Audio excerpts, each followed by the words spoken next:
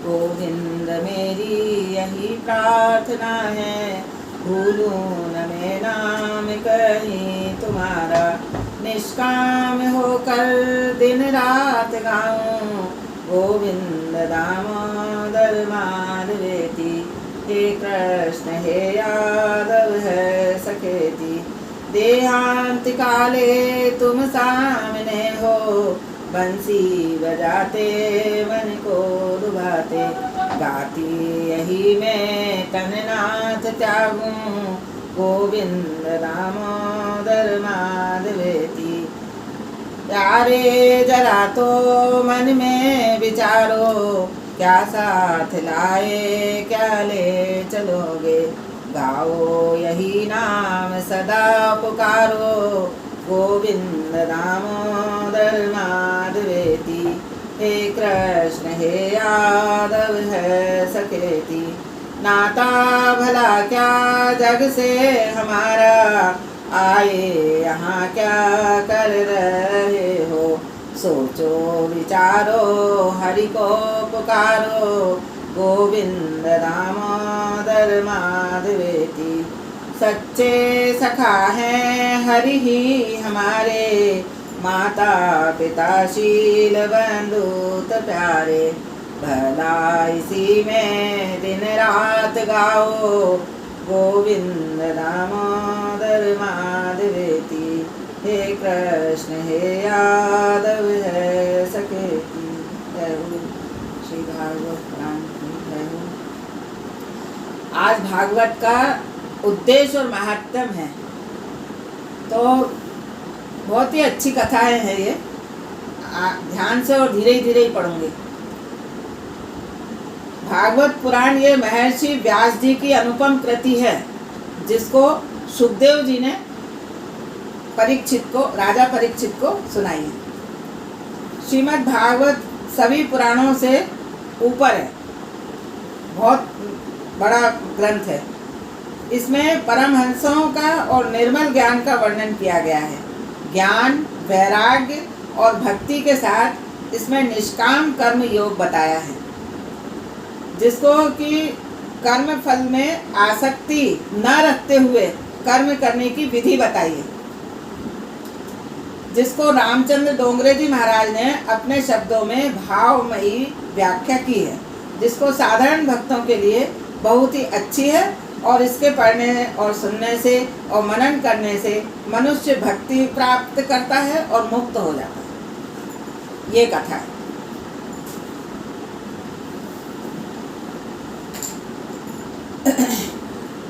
जो जगत की उत्पत्ति, स्थिति और विनाश के हेतु है तथा जो तीनों तापों के शमन करता है, ऐसे सच्चिदानंद स्वरूप भगवान श्री कृष्ण का हम सब वंदन करते हैं।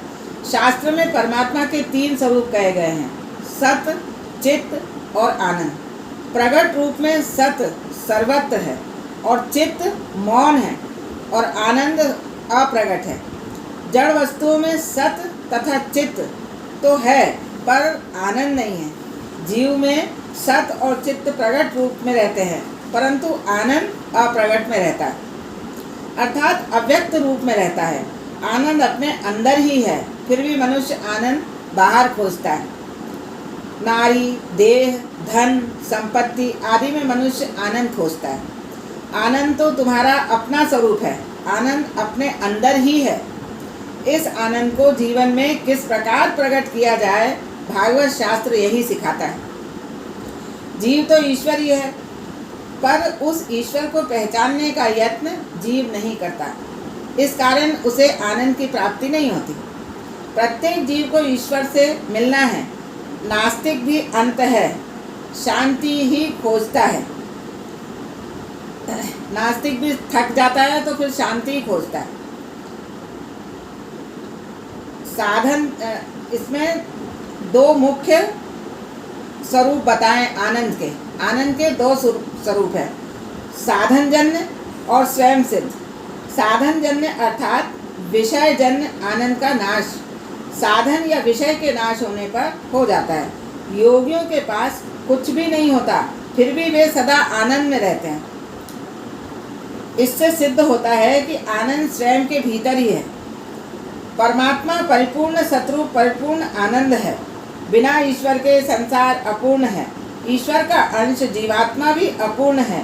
जीव में चिद अंश है, फिर भी जीव परिपूर्ण नहीं है। मनुष्य में ज्ञान आता है, परंतु वह ज्ञान स्थायी नहीं होता। श्री कृष्ण परिपूर्ण ज्ञानी है। श्री कृष्ण के 16,000 रानियों के साथ बातें करते समय जो ज्ञान था, वही ज्ञान द्वारका के विनाश के समय भी था। श्री कृष्ण का आनंद रानियों में नहीं, द्वारका में ही नहीं, सबका विनाश हो रहा था, तो भी श्री कृष्ण के आनंद का विनाश नहीं हुआ। कारण श्री कृष्ण स्वयं आनंद रूप है, सत और नित्य है, चित्त ज्ञान है, और चित्त शक्ति अर्थात ज्ञान शक्ति मनुष्य अपने स्वरूप में स्थित नहीं है, अतः इसे आनंद नहीं मिलता। मनुष्य जिस प्रकार बाहर विवेक रखता है, वैसा घर में नहीं रखता। श्री ठाकुर जी संहार को भी अपनी लीला ही मानते हैं। ठाकुर जी संहार करते हैं, वो भी उनकी लीला ही है। उत्पत्ति, स्थिति और संहार ठाकुर जी की लीला है। परमात्मा तीनों में आनंद मानते हैं और अपने स्वरूप में स्थित रहते हैं। जिसका ज्ञान नित्य टिकता है, उसे ही आनंद मिलता है, वही आनंद रूप होता है। जीव को यदि आनंद रूप होना हो तो उसे सच्चिदानंद का आश्रय लेना होगा। जीव जब तक परिपूर्ण नहीं होता, तब तक उसे शांति नहीं मिलती, आनंद नहीं मिलता। संसार का प्रत्येक पदार्थ परिणाम में विनाशी होने के कारण परिपूर्ण नहीं है। पर परिणाम में तो वह स्वयं श्री नारायण ही है। इस नारायण को पहचान कर जो मन को तदाकार करता है, उसी का मन नारायण के साथ एक होता है। जीव जब तक अपूर्ण है, तब तक उसे शांति नहीं मिलती। जीव जब ईश्वर से मिलता है और उसका अप्रोक्ष साक्षात्कार करता है, तभी जीव परिपूर्ण होता है।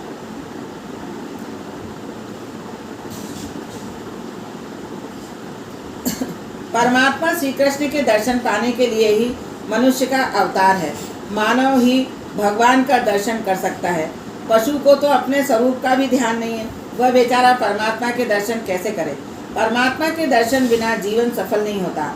जो परमात्मा का दर्शन करता है, उसी का जीवन सफल है। यह जीव अनंत जन्मों से भोग भोगता चला आ रहा है, किंतु इसे शांति नहीं मिली। शांति तो तब मिले जब जीव को परमात्मा का दर्शन मिले। श्री कृष्ण परमात्मा के दर्शन के बिना जीव को परिपूर्ण शांति नहीं मिलती। शास्त्रों में दर्शन के 3 प्रकार बताए हैं। स्वप्न में प्रभु की झांकी जिसको होती है, वो साधारण दर्शन है, और मंदिर और मूर्ति में परमात्मा का दर्शन मध्यम दर्शन है, और ईश्वर का अप्रोक्ष दर्शन उत्तम दर्शन है। साक्षात्कार के 2 प्रकार कहे गए हैं, परोक्ष साक्षात्कार और अपरोक्ष साक्षात्कार। ईश्वर किसी एक स्थान पर है ऐसा मानना परोक्ष साक्षात्कार है। मैं स्वयं ब्रह्म हूँ ऐसा जिसे अनुभव होता है, उसे अपरोक्ष साक्षात्कार हुआ है ऐसा माना जाता है। ईश्वर का ही सब में अनुभव करते करते जो उसी में एक रूप हो जाता है, केवल वही ईश्वर के परिपूर्ण स्वरूप को जान सकता है। वेदांत में इसी को अपरोक्ष साक्षात्कार कहते हैं। जगत में ईश्वर किसी एक स्थान में है, यह ज्ञान भी अपूर्ण है। ईश्वर सर्वव्यापक है।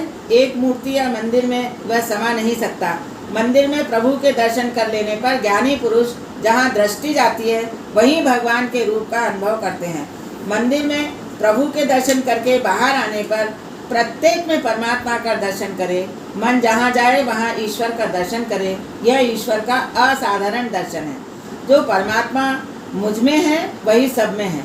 इस प्रकार जिसे अखिल जगत ब्रह्म रूप दिखता है, वही ज्ञानी है। सब में परमात्मा का अनुभव करते करते उसे अपने स्वरूप में भी परमात्मा का अनुभव होता है। परमात्मा के परोक्ष दर्शन से कोई विशेष लाभ नहीं होता। जीव जब परमात्मा का अपरोक्ष दर्शन करता है, तभी कृतार्थ होता है। ज्ञानी पुरुषों को तो अपने स्वरूप में भी श्री भगवान दिखते हैं, यही अद्वैत है। श्री कृष्ण लीलाएं इसीलिए है कि इन लीलाओं का चिंतन करती गोपियां अपने स्वरूप में भी परमात्मा का अनुभव करती हैं। गोपियों को अपने स्वरूप का विस्मरण हुआ है। वे कहती हैं, मैं ही कृष्ण हूँ। अपने प्यारे कृष्ण का सब में अनुभव करती गोपियां श्री कृष्ण में बनी हैं। जिसे अंतर में परमात्मा का दर्शन होता है, वह जीव परमात्मा में मिल जाता है।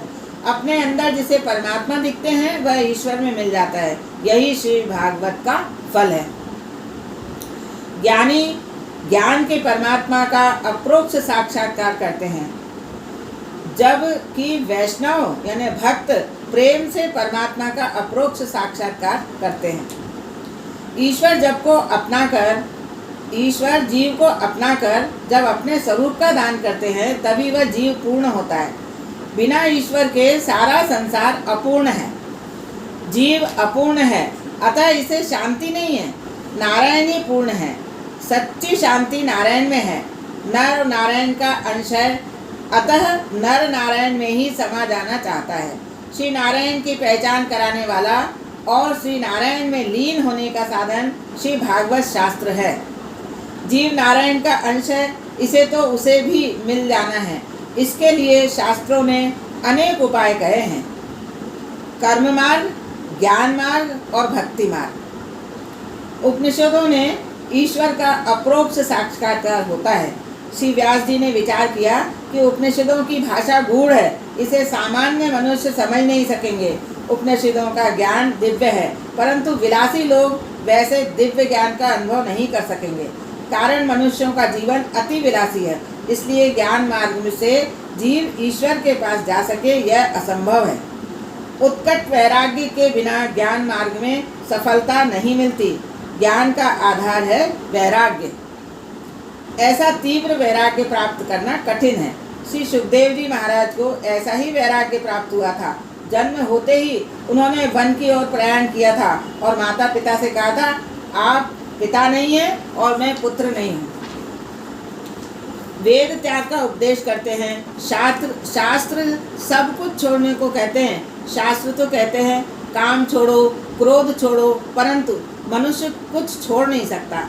जो साधारण पान और सुपारी भी नहीं छोड़ सकते, वे काम और क्रोध, लोभ किस प्रकार से छोड़ेंगे? वे घर का त्याग किस प्रकार करेंगे? सर्व का त्याग, सर्वस्व का त्याग साधारण मनुष्य के लिए सुगम नहीं है। वेद के 4 भाग हैं, संहिता, ब्राह्मण, आरण्यक और भाष्य। जिन ग्रंथों का चिंतन ऋषि करते हैं उन्हें आरण्यक कहते हैं। आरण्यक में उपनिषद भाग आता है। उपनिषद वेदों की परिसमाप्ति है, अतः उन्हें वेदांत कहते हैं। भोग विलास के बीच रहने वालों का उपनिषदों में अधिकार नहीं है। संसार में फंसे जीव उपनिषदों के जीव को पचा नहीं सकते।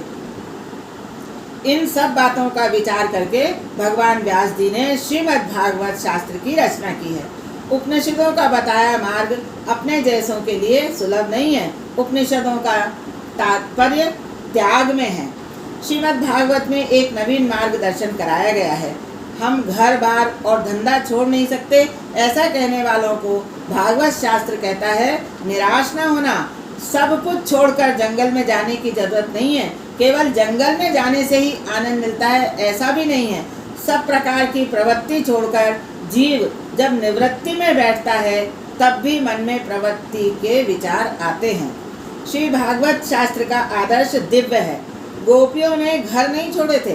गोपियाँ घर का काम करती थीं। उन्होंने स्वधर्म का त्याग नहीं किया था। वे वन में नहीं गई थीं, फिर भी वे श्री भगवान को प्राप्त कर सकें। श्री भागवत शास्त्र का ऐसा मार्गदर्शन कराता है कि योगी को जो आनंद समाधि में मिलता है वही आनंद आप घर में रहते हुए भी प्राप्त कर सकते हैं। घर में रहकर भी आप प्रभु को प्रसन्न कर सकते हैं, प्राप्त कर सकते हैं, परंतु आपका प्रत्येक व्यवहार भक्तिमय होना चाहिए। गोपियों का प्रत्येक व्यवहार भक्तिमय हो गया था। घर में रहकर भी श्री भगवान का दर्शन हो सकता है। गोपियों को घर में ही परमात्मा के दर्शन हुए हैं। गोपियाँ यही मानती थीं कि जहाँ हम जाती हैं हमारे श्री कृष्ण हमारे साथ हैं। ब्रज में ऐसी गोपियों के दर्शन करके उद्धव जी का ज्ञान गर्व उतर गया था। गोपियों के सत्संग के बाद उद्धव जी कहते हैं, नंद बाबा के ब्रज में रहने वाली इन गोपियों की चरण रज को मैं बार बार प्रणाम करता हूँ और इसे मस्तक पर धारण करता हूँ। अरे इन गोपियों ने भगवान श्री कृष्ण की लीला कथाओं के जो गुणगान किए हैं वे तीनों लोकों को पवित्र कर रहे हैं और सदा सर्वदा पवित्र करते रहेंगे। गोपियाँ सब में श्री भगवान को निहारती हैं। वे कहती हैं, वृक्ष में, लता में, फूल में, फल में मुझे मेरा प्रभु दिखता है। मेरा कृष्ण तो मुझे छोड़कर जाता ही नहीं। गोपियों को घर में ही श्री परमात्मा का साक्षात्कार हुआ है। श्री भागवत में कहा है कि घर में रहो, व्यवहार करो, फिर भी परमात्मा को प्राप्त कर सकोगे। घर में रहना पाप नहीं है, परंतु घर को मन में रखना पाप है। सबको साधु होने की जरूरत नहीं। यदि आप सब संन्यास ले लेंगे तो साधु सन्यासियों का स्वागत कौन करेगा? उन्हें सम्मान कौन देगा? गोपियों की प्रेम लक्षणा भक्ति ऐसी दिव्य है कि घर में रहते हुए भी उन्हें प्रभु की प्राप्ति हुई है। वे श्री कृष्ण रूप बनी है। इस प्रकार श्री कृष्ण में जिसका मन मिलेगा वह श्री कृष्ण रूप हो जाएगा। इस भागवत शास्त्र में भगवान व्यास नारायण ऐसे अलौकिक भक्ति मार्ग का वर्णन करेंगे कि भक्ति द्वारा परमात्मा का साक्षात्कार होगा। श्रीमद् भागवत आपके प्रत्येक व्यवहार को भक्तिमय बना देगा। भागवत व्यवहार और परमार्थ का समन्वय कर देगा।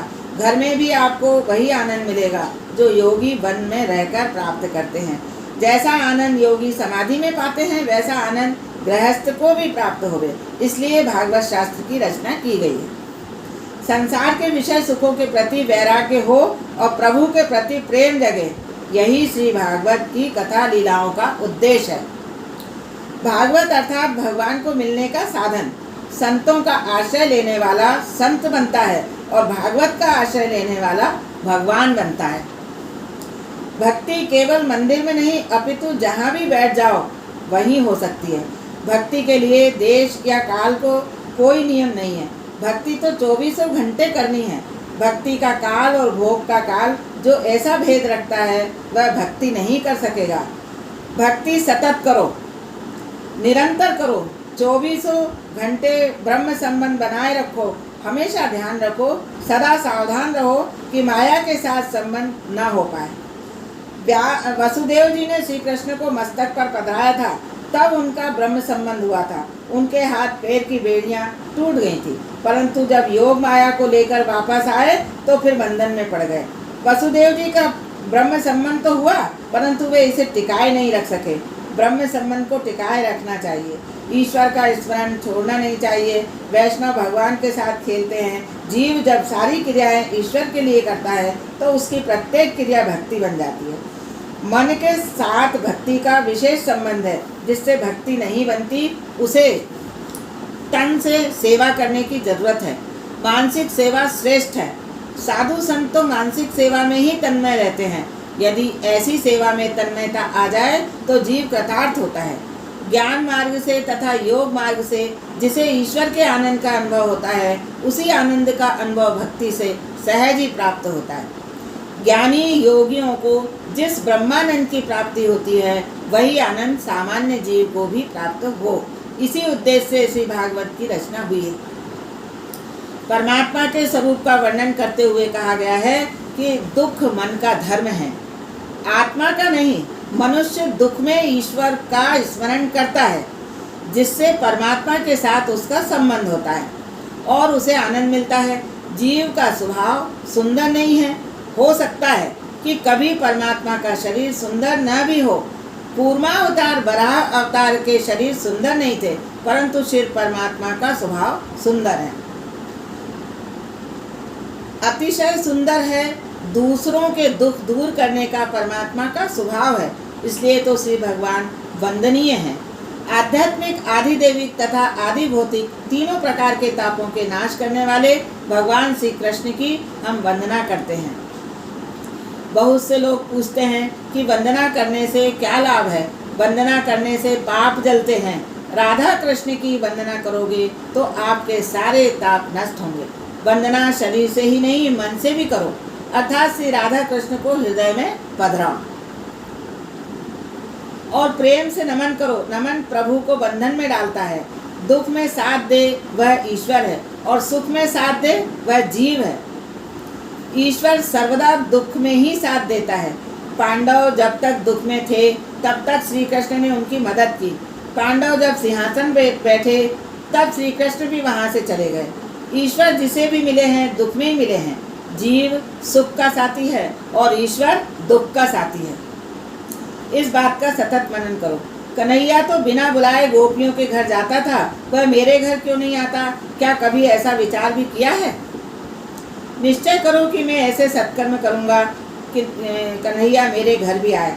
श्री भगवान के आगे हाथ जोड़ने, मस्तक नवाने का क्या अर्थ है? हाथ क्रिया शक्ति के प्रतीक हैं। हाथ जोड़ने का अर्थ है कि मैं अपने इन हाथों से सत्कर्म करूँगा। मस्तक नवाने का अर्थ है मैं अपनी बुद्धि शक्ति को हे नाथ आपको अर्पित करता हूँ। वंदना करने का अर्थ है अपनी क्रिया शक्ति और बुद्धि शक्ति श्री भगवान को अर्पित होनी चाहिए। श्री भगवान का वंदन करने से पाप और ताप का नाश होता है। निर्भय होना हो तो प्रेम से भगवान श्री कृष्ण को वंदन करो। मेरे भगवान दया के सागर हैं। केवल वाणी और शरीर से नहीं परंतु हृदय से भी वंदना करो। हृदय से वंदन करने से श्री भगवान के साथ ब्रह्म संबंध होता है। जब भी घर से बाहर निकलो ठाकुर जी की वंदना करके ही निकलो।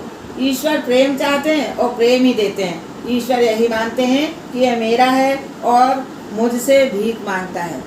वंदना करने से ईश्वर के साथ संबंध स्थापित होता है। इस जीव का स्वभाव ऐसा है कि वह वंदना नहीं करता। प्रेम से परमात्मा को प्रणाम करे तो परमात्मा उस पर प्रसन्न होते हैं। जीव चाहे और कुछ ना भी करे, इतना तो करे कि श्री परमात्मा को बार बार वंदन करे। वंदना करे तो सद्भाव से करो। प्रभु के अनंत उपकार हैं। ईश्वर के उपकारों को याद करो। याद रखो और कहो कि हे भगवान मैं आपका ऋणी हूँ। ऐसी उत्तम भावना के साथ वंदना करो। कहो कि मेरे परमात्मा तूने मुझ पर कृपा की है, तेरी कृपा से मैं सुखी हूँ। मेरे पाप तो अनंत हैं परंतु हे नाथ आपकी कृपा भी अनंत है। श्री परमात्मा की वंदना उत्तम भाव से करें तो वह अवश्य सफल होगी। विचार करो कि प्रभु ने मुझे जो कुछ दिया है क्या मैं उसके योग्य हूँ?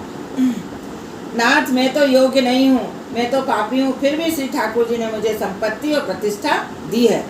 जीव योग्य नहीं है फिर भी जीव को प्रभु ने अधिक दे रखा है। नाथ आपके उपकार अनंत हैं। नाथ मैं इसका बदला नहीं चुका सकूंगा। मैं तो आपकी केवल वंदना ही करता हूँ। वंदना करने से अभिमान का बोझ कम होता है। श्री भगवान का भागवत का आरंभ भी वंदना से ही किया गया है और वंदना से ही समाप्ति भी की गई है। नमामि हरिम परम। अकेले श्री कृष्ण की वंदना नहीं की है अपितु कहा है श्री कृष्णाय श्री कृष्णाय नमः। श्री जी का अर्थ है राधा जी और श्री राधा जी के साथ विराजमान है श्री ठाकुर जी की मैं वंदना करता हूँ। परमात्मा की वंदना कर लेने के बाद श्रीमद् भागवत के वक्ता श्री सुखदेव जी की वंदना की गई है। पढ़ने और विचारने की अपेक्षा जीवन में आचरण अधिक श्रेष्ठ है। आचरण सबसे ज़्यादा श्रेष्ठ होना चाहिए। वेदों का अंत नहीं है और पुराणों का पार नहीं है। मनुष्य जीवन अल्प है और शास्त्रों का कोई पार नहीं है, परंतु उस एक को अर्थात ईश्वर को जान लोगे तो सब कुछ जान जाओगे। कलयुग का मनुष्य कम समय में भी श्री भगवान को प्राप्त कर सकता है, यह श्री भागवत में बताया है। सूत जी कहते हैं 7 ही दिनों में राजा परीक्षित ने सद्गति प्राप्त की थी, यह मैंने अपनी आंखों से देखा है। परीक्षित जी का उद्धार हुआ, फिर हम सबका उद्धार क्यों नहीं होता?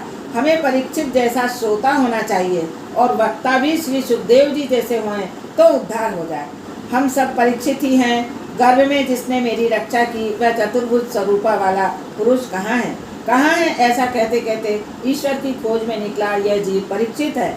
और परीक्षित अर्थात श्री भगवान के दर्शन करने के लिए आतुर हुआ जीव।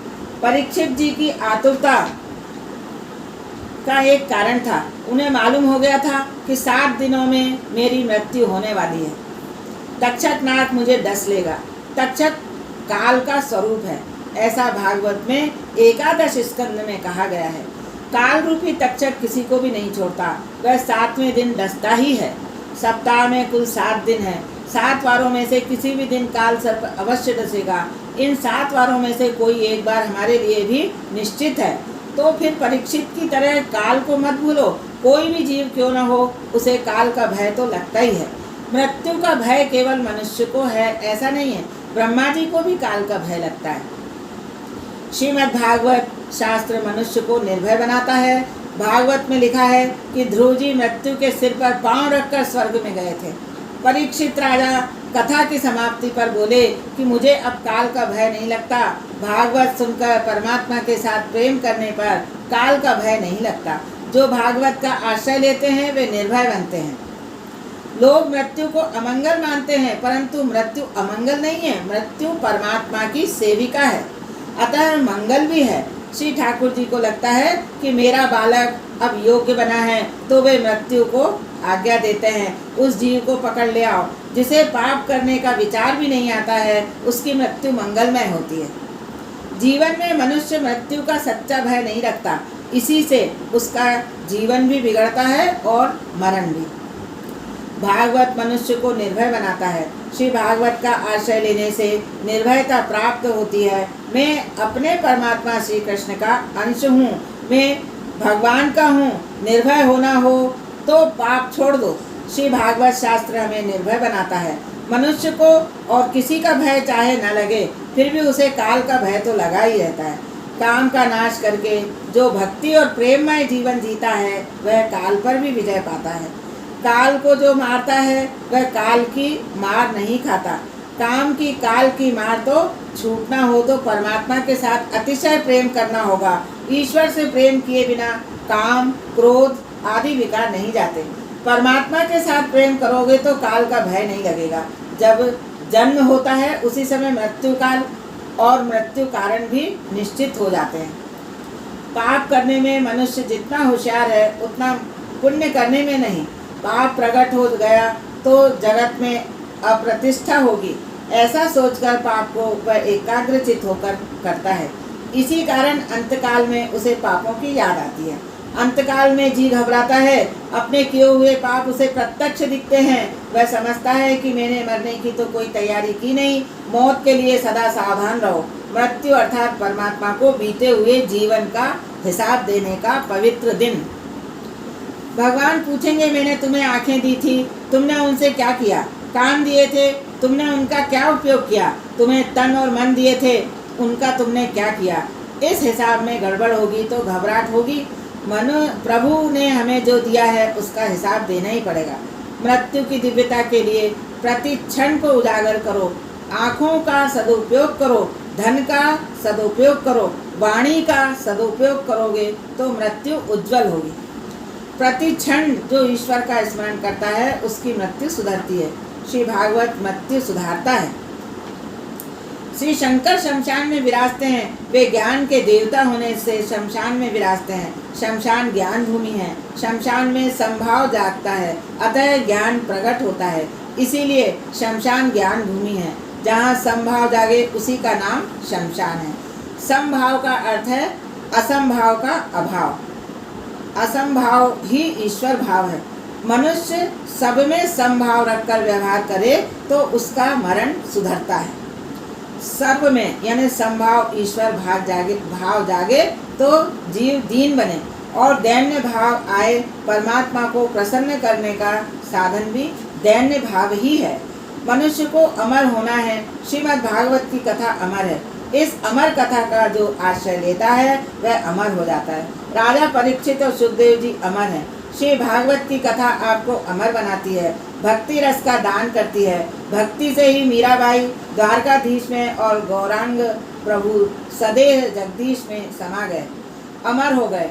श्री भागवत की कथा सुनने से अनायास समाधि लग जाती है। योग और तप के बिना श्री भगवान से मिलने का कोई साधन है तो वह श्री भागवत शास्त्र है। भागवत के भगवान इतने सरल हैं कि वे सबके साथ बोलने को तैयार हैं, जबकि अन्यत्र वे किसी अधिकारी के साथ ही बोलते हैं। भागवत शास्त्र मनुष्य को निसंशय बनाता है। इसकी कथा में सब आ जाता है। बुद्धि का परिपाठ, ज्ञान का परिपाठ, जीवन का परिपाठ आदि के हो जाने पर भगवान व्यास ने इस ग्रंथ की रचना की थी। भगवान के नाम का जप करते हुए प्रेम से इस कथा का श्रवण करो, तुम निसंशय हो जाओगे। भागवत नारायण स्वरूप है, परिपूर्ण है। इसके श्रवण से आस्तिक को मार्गदर्शन मिलेगा और नास्तिक आस्तिक बनेगा। सुखदेव जी जैसे आत्माराम मुनि ने सर्वस्व छोड़ा, परंतु वे इस कथा को छोड़ नहीं सके। आत्माराम कोटि के परमात्मा भी इस श्री कृष्ण कथा में मस्त बने हैं, पागल बने हैं। सिद्ध, आस्तिक, नास्तिक, पामर, प्रत्येक को यह कथा जीवन का दान करती है। व्यवहार का ज्ञान भी भागवत में आएगा। भागवत में ज्ञान योग, कर्म योग, समाज धर्म, स्त्री धर्म, आपद धर्म, राजनीति आदि का ज्ञान भरा है। यह ऐसा शास्त्र है जिसके श्रवण और मनन करने पर कुछ जानने जैसा बाकी रहता ही नहीं। साधक को साधन मार्ग में कैसे कैसे संशय आते हैं, इन सब का विचार करके व्यास जी ने यह कथा रची है। भागवत शास्त्र परिपूर्ण नारायण का स्वरूप है। यह अतिशय दिव्य है। सत्कर्म में विघ्न आते हैं, इसलिए 7 दिन की कथा का क्रम बताया गया है। सूत जी और शौनक आदि कथा तो 1000 दिवस चली थी।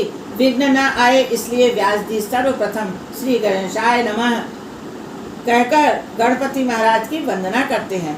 इसके पश्चात सरस्वती की वंदना करते हैं। सरस्वती की कृपा से मनुष्य में समझ आती है। फिर सद्गुरु की वंदना करते हैं और इसके बाद श्री भागवत के प्रधान देव श्री कृष्ण की वंदना करते हैं। मैंने श्री भागवत शास्त्र की रचना तो कर दी, परंतु इस ग्रंथ का प्रचार कौन करेगा? व्यास जी ने वृद्धावस्था में इस ग्रंथ की रचना की, अतः वे स्वयं तो इस ग्रंथ का प्रचार कर नहीं पाएंगे। उनको चिंता हुई कि यह शास्त्र अब मैं किसको दूं? मैंने श्री भागवत शास्त्र मानव समाज के कल्याण के लिए रचा है। श्री भागवत की रचना करके मैंने कलम रख दी। अब तक मैं बहुत बोला हूँ, मैंने बहुत कुछ लिखा भी है। अब मैं ईश्वर के साथ अपना संबंध जोड़ूंगा। जीव प्रभु से अलग हो गया है, वह श्री कृष्ण के सम्मुख हो, इसलिए मैंने भागवत शास्त्र बनाया। भागवत शास्त्र प्रेम का शास्त्र है। इस प्रेम शास्त्र का प्रचार तो वही कर सकता है जो अतिशय विरक्त हो। श्री कृष्ण को छोड़कर अन्य के साथ प्रेम करने वाला इस कथा का अधिकारी नहीं है। ऐसा कौन मिलेगा? संसार का सुख भोगने के बाद तो बहुतों को वैराग्य आता है, परंतु जन्म से जिसने वैराग्य अपनाया है ऐसा कौन मिलेगा? किसी योग्य पात्र को ये ज्ञान दूं कि वह जगत का कल्याण करे। ऐसा विचार करके वृद्धावस्था में भी व्यास जी की पुत्रेष्णा जागी और भगवान शंकर वैराग्य के स्वरूप में शिव जी मुझ पर कृपा करें और मेरे यहाँ पुत्र रूप में आए तथा यह कार्य हो सकता है। रुद्र का जन्म है, परंतु महारुद्र का जन्म नहीं है। भगवान शिव परब्रह्म है, उनका जन्म नहीं है। अब शिव जी महाराज जन्म धारण करें तो इस भागवत का प्रचार करें। भागवत शास्त्र का प्रचार तो शिव जी ही कर सकते हैं, कारण उनमें ही परिपूर्ण वैराग्य है। जन्म से जिसे वैराग्य हो वही श्री भागवत का प्रचार कर सकता है। श्री सुखदेव जी में संपूर्ण वैराग्य है। व्यास जी ने श्री शंकर की आराधना की और शिव जी महाराज प्रसन्न हुए। व्यास जी ने मांगा, समाधि में जो आनंद आप भोगते हैं वही आनंद जगत को देने के लिए आप पुत्र रूप में मेरे घर पधारिए। भगवान शंकर को इस संसार में आना प्रिय नहीं लगता। संसार में आने पर माया गले लग जाती है। कोयले की खदान में जाने पर हाथ पैर काले होते ही हैं, बिना काले हुए रह ही नहीं सकते। व्यास जी ने कहा, महाराज आपको तो संसार में आने की कोई जरूरत नहीं है, परंतु अनंत जीवों के कल्याण के लिए आप कृपा कीजिए और आइए।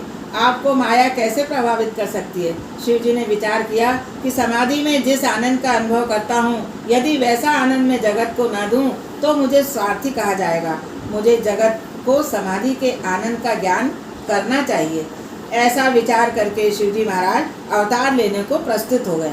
श्री सुखदेव जी भगवान शिव जी के अवतार थे, अतः वे जन्म से ही पूर्ण निर्विकार थे। जो जन्म से विरक्त होता है वही पूर्ण वैरागी होता है। ज्ञानी पुरुष माया का संग नहीं रखते हैं। ज्ञानी पुरुष माया से सदा असंग रहने का प्रयत्न करते हैं। अतः वैष्णव भक्त माया में भी ईश्वर का अनुभव करते हैं। श्री सुखदेव जी के जन्म की कथाएं दूसरे पुराणों में भी है। सुखदेव जी 16 वर्ष पर्यंत माता के पेट में रहे थे। माँ के पेट में 16 वर्षों तक परमात्मा का ध्यान किया है। श्री व्यास जी ने पूछा, तुम बाहर क्यों नहीं आते हो? सुखदेव जी ने उत्तर दिया, मैं संसार के भय से बाहर नहीं आता, मुझे माया का भय लगता है। इस पर श्री द्वारकानाथ ने आश्वासन दिया कि मेरी माया तुझे नहीं लगेगी। तब शिव सुखदेव जी माता के गर्भ से बाहर आए और सुखदेव जी की ब्रह्मनिष्ठा, वैराग्य, अलौकिक प्रेम, लक्षणा, भक्ति देखकर व्यास जी भी सुखदेव जी को मान देते हैं। जन्म होते ही सुखदेव जी वन की ओर जाने लगे। माता अरणी देवी ने प्रार्थना की, मेरा पुत्र निर्विकार है, ब्रह्म रूप है, ये मेरे से दूर न जाए, इसे रोको, इसे रोको। व्यास जी उसे समझाते हैं, जो हमें अति प्रिय हो वही परमात्मा को अर्पण कर देना चाहिए। यह तो जगत का कल्याण करने जा रहा है। तपस्या श्री व्यास जी की वेहल हो उठते हैं, विचार करते हैं, अब यह आने वाला नहीं है। व्यास जी महाज्ञानी थे, फिर भी पुत्र के पीछे दौड़े हैं। व्यास नारायण सुखदेव जी को बुलाते हैं, हे पुत्र वापस लौटो, मुझे छोड़कर न जाओ, मैं तुमसे लग्न यानी विवाह करने का आग्रह नहीं करूँगा। पर सुखदेव जी श्री कृष्ण का ध्यान करते करते सबका भान भूले हैं। भान भूली अवस्था में कौन किसका पिता और कौन माता। जब लौकिक संबंध का विस्मरण होता है तभी ब्रह्म संबंध होता है। जब तक लौकिक संबंध का स्मरण रहता है तब तक ईश्वर में आसक्ति और भक्ति नहीं होती। सुखदेव जी सर्वव्यापक हो गए हैं। वे वृक्षों द्वारा उत्तर देते हैं, हे मुनिराज, आपको पुत्र के वियोग से दुख हो रहा है, परंतु हमको तो जो पत्थर भी मारता है हम उसे भी फल देते हैं। वृक्षों के पुत्र उनके फल हैं। पत्थर मारने वाले को भी जो फल दे वह वैष्णव है। अतएव आप पुत्र वियोग में क्यों रोते हैं? आपका बेटा तो जगत का कल्याण करने वाला है। जो परमात्मा के पीछे पड़ता है वही ज्ञानी है। पैसे के पीछे नहीं पड़ो, परंतु परमात्मा के पीछे पड़ो। भागवत की कथा सुनने के बाद आप भी परमात्मा के पीछे पड़ो, तभी कथा श्रवण सार्थक होगी। नर यदि नारायण के पीछे पड़े तो कृतार्थ होता है। और व्यास जी अपनी पत्नी को समझाते हैं, यदि शुक यानी सुखदेव जी तुम्हें अति प्रिय हैं तो उसे अंतर्यामी को अर्पण कर दो। जो हमें अतिशय प्रिय लगता है वह प्रभु को दे तो हम भी प्रभु को प्रिय लगेंगे। ऐसे सर्वभूत हृदय स्वरूप मेरे सद्गुरु भी सुखदेव जी के चरणों में मैं बार बार वंदन करता हूँ। सूत जी ने श्री सुखदेव जी को प्रणाम करके इस कथा का आरंभ किया। एक बार नैमिषारण्य के क्षेत्र में शौनक जी ने सूत जी से कहा, आज तक कथाएं तो बहुत सुनी हैं, अब सार तत्व सुनने की इच्छा है। हमें अब कथा नहीं सुननी है, सब कथाओं का जो सारभूत है वह सुनना है। ऐसी कथा सुनाइए कि हमें श्री कृष्ण की प्राप्ति हो। जैसे मक्खन सार यानी तत्व है, वैसे श्री कृष्ण भगवान सबके तत्व हैं। भागवत मक्खन है, दूसरे शास्त्र दूध दही जैसे हैं। सारे शास्त्रों में श्री कृष्ण कथा सार रूप है। शौनक जी कहते हैं, ज्ञान और वैराग्य के साथ भक्ति बढ़े, ऐसी सारभूत कथा सुनाओ। हम भगवान का प्रत्यक्ष दर्शन करें। ज्ञान वैराग्य के साथ भक्ति बढ़ाने के लिए यह कथा है। कथा रोने के लिए होती है। महान पुरुषों के चरित्र सुनकर हमें भान होता है कि ओह, अपनी आत्मा के उद्धारार्थ तो हमने कुछ किया ही नहीं।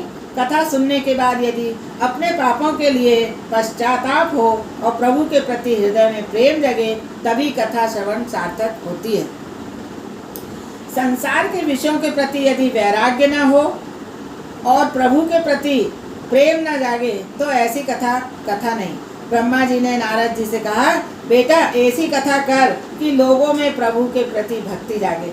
कथा मनुष्य के जीवन को सुधारेगी, जीवन में परिवर्तन करती है। कथा मनुष्य के जीवन में क्रांति करती है। कथा सुनकर भी यदि जीवन में कुछ परिवर्तन न हो तो मानो कि तुमने कथा सुनी नहीं। शौनक मुनि ने इसलिए प्रार्थना की थी कि मेरा ज्ञान बढ़े, ऐसी कथा करो। अकेली भक्ति बढ़े ऐसा नहीं कहा। ज्ञान और वैराग्य के साथ साथ भक्ति भी बढ़े। ज्ञान, वैराग्य और भक्ति की जरूरत एक समान ही है। जीवन में इन तीनों की जरूरत है। 16 आने ज्ञान और वैराग्य आए तभी जीव का जीव भाव जाता है। जिसमें ज्ञान और भक्ति और वैराग्य परिपूर्ण होवे वही उत्तम वक्ता है। अनेक ऋषि मुनि गंगा के किनारे बैठे थे, परंतु जब कथा करने को कोई तैयार नहीं हुआ तो भगवान ने श्री सुखदेव जी को प्रेरणा दी कि वहाँ जाओ। और सुखदेव जी में ज्ञान, भक्ति और वैराग्य परिपूर्ण है। भागवत शास्त्र में प्रेम का शास्त्र है। प्रेम तो 5वां पुरुषार्थ है। श्री कृष्ण प्रेम में देहभान भूलो तो मानो कि प्रेम सिद्ध हुआ। परमात्मा प्रेम को ही अपना स्वरूप कहते हैं। ज्ञान मार्ग में प्राप्ति है। ज्ञान मार्ग में जो प्राप्त है उसी का अनुभव करना है। भक्ति मार्ग में भक्ति द्वारा भेद का विनाश करना है। ज्ञान मार्ग में भेद का निषेध है। ज्ञान मार्ग में ज्ञान से भेद का निषेध किया गया है। ज्ञान और भक्ति दोनों का लक्ष्य एक ही है। सूत जी कहते हैं, आप सब ज्ञानी हैं, परंतु लोगों पर उपकार करने के लिए आप प्रश्न पूछते हैं। सावधान होकर कथा सुनिए।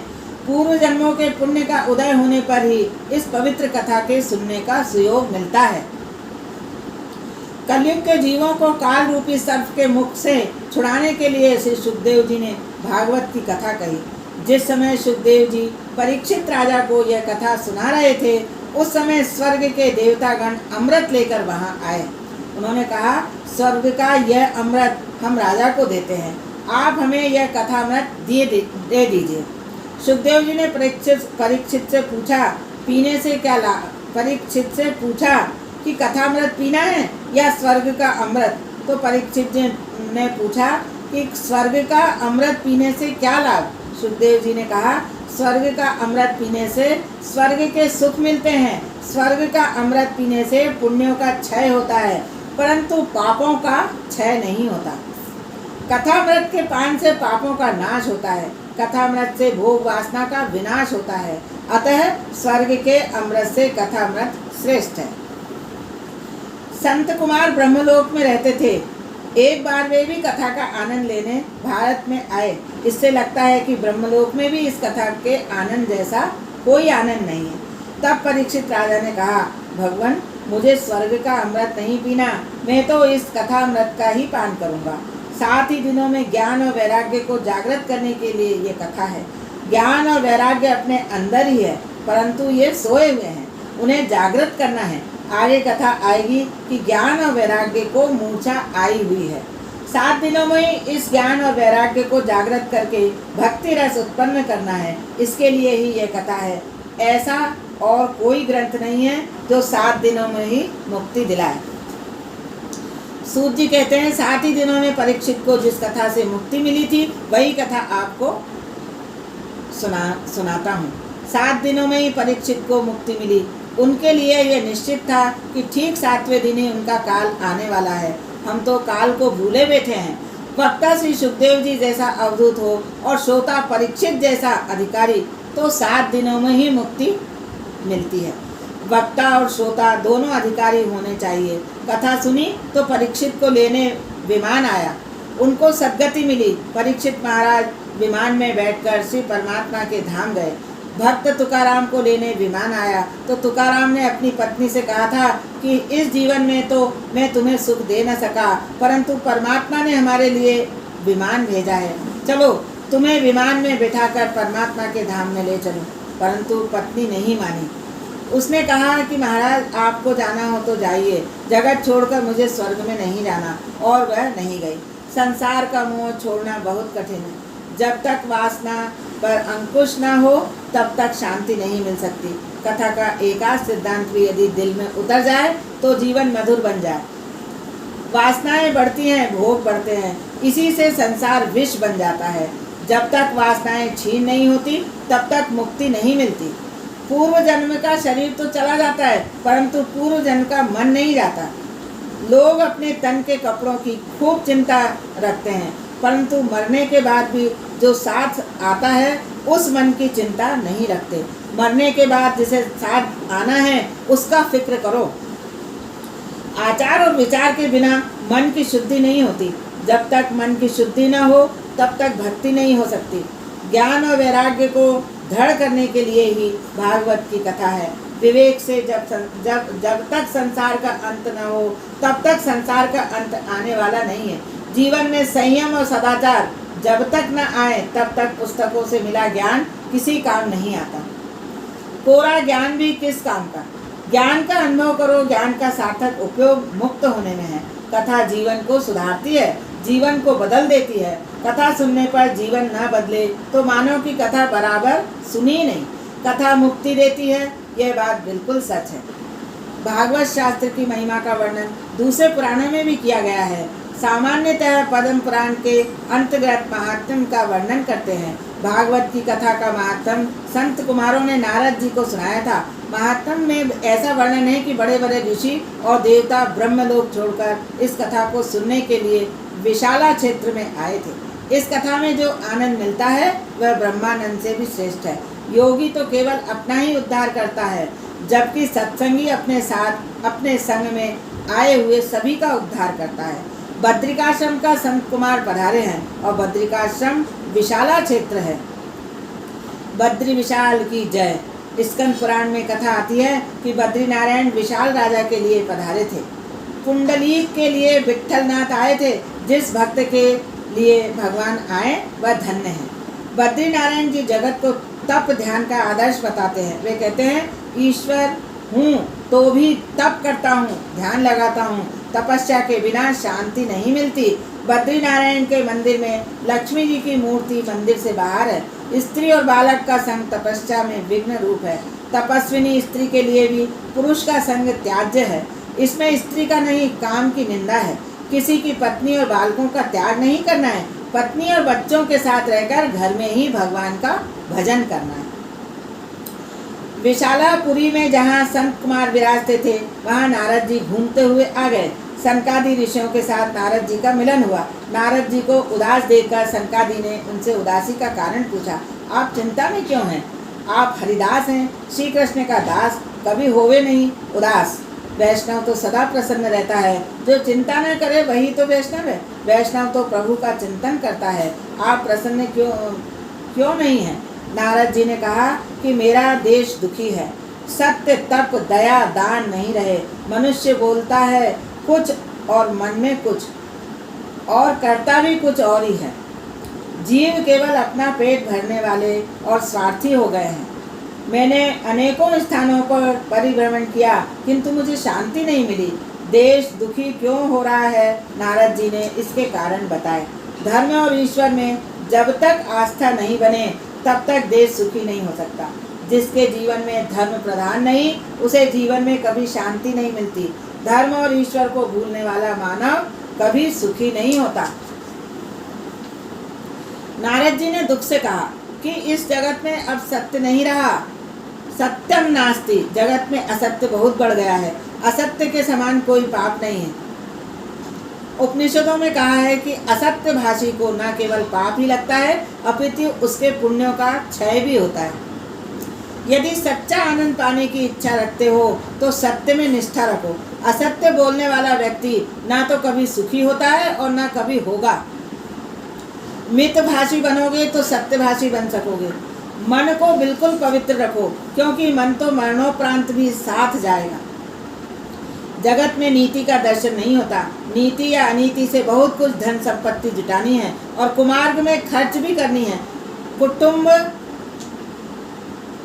सुख के उपरांत भी कोई सुख है या नहीं, मनुष्य इसका विचार भी नहीं करता। वह तो यही सोचता है, इस धन संपत्ति से मैं अपने कुटुंब को सुखी करूंगा। अपनी इंद्रियों का वह इतना दास बन जाता है कि उसे कोई पवित्र विचार आता ही नहीं। जीवन में जब तक कोई पवित्र लक्ष्य निश्चित नहीं होगा तब तक पाप कर्म रुकेंगे। जब तक पाप कर्म नहीं रुकेंगे, जो लक्ष्य को दृष्टि में रखता है वही पाप से बच सकता है। मनुष्य को अपने जीवन का लक्ष्य मालूम नहीं है। मंद बुद्धि होकर वह करने योग्य काम को नहीं करता। जगत में अन्न विक्रय होने लगा है। जगत में पाप बहुत बढ़ गया है। इसी से धरती माता ने अन्न को अपने में समेट लिया है। अन्न विक्रय पाप है। ज्ञान का भी विक्रय होने लगा है। ज्ञान का विक्रय नहीं करो। ब्राह्मण को चाहिए कि निष्काम भाव से वह जगत को ज्ञान का दान करे। अन्नदान से भी ज्ञान दान श्रेष्ठ है। ज्ञान से सदा शांति मिलती है। जब से अन्न और ज्ञान का विक्रय होने लगा है तब से पवित्रता नष्ट हो गई है और पाप बढ़ गया है। संसार में मुझे कहीं भी शांति नजर नहीं आई। इस प्रकार कलयुग के दोष देखता हुआ घूमते फिरते मैं वृंदावन में आया। वहाँ एक कौतुक देखा। एक युवती के पास दो पुरुष मूर्छा में पड़े थे। वह स्त्री चारों ओर देख रही थी। उस स्त्री ने मुझे बुलाया। मैं उसके पास गया। साधु पुरुष किसी स्त्री के पास नहीं जाते, अतः नारद जी उस स्त्री के पास बिना बुलाए नहीं गए। युवती ने मुझसे कहा कि ठहरो, दूसरों के काम सिद्ध करोगे तो तुम साधु बनोगे। जो स्वयं को सुवर्ण से भी अधिक मूल्यवान माने वह साधु है। जिसने समय की कोई कीमत नहीं की वह अंतकाल में खूब पछताता है। किसी को एक क्षण भी नहीं गंवाना चाहिए। अतः जब तक एक क्षण ठहरने के लिए कहा गया था, तो मैंने उस युवती से पूछा, देवी आप कौन हैं? उस युवती ने कहा, मेरा नाम भक्ति है। ज्ञान और वैराग्य ये मेरे 2 पुत्र हैं। अब ये वृद्ध हो गए हैं। मेरा जन्म द्रविड़ देश में हुआ है, कर्नाटक में मेरा परिपालन हुआ और वहीं मेरी वृद्धि भी हुई। आचार और विचार जहाँ शुद्ध होते हैं, वहाँ भक्ति को पुष्टि मिलती है। विचारों के साथ साथ आचार भी शुद्ध होना चाहिए। महाराष्ट्र में किसी किसी स्थान पर मेरा सम्मान हुआ। पंढरपुर जैसे स्थल पर भक्ति का दर्शन होता है। गुजरात में तो मैं जीर्ण हो गई हूँ। गुजरात में मैं अपने दोनों पुत्रों के साथ वृद्ध हुई। धन का दास प्रभु का दास नहीं हो सकता।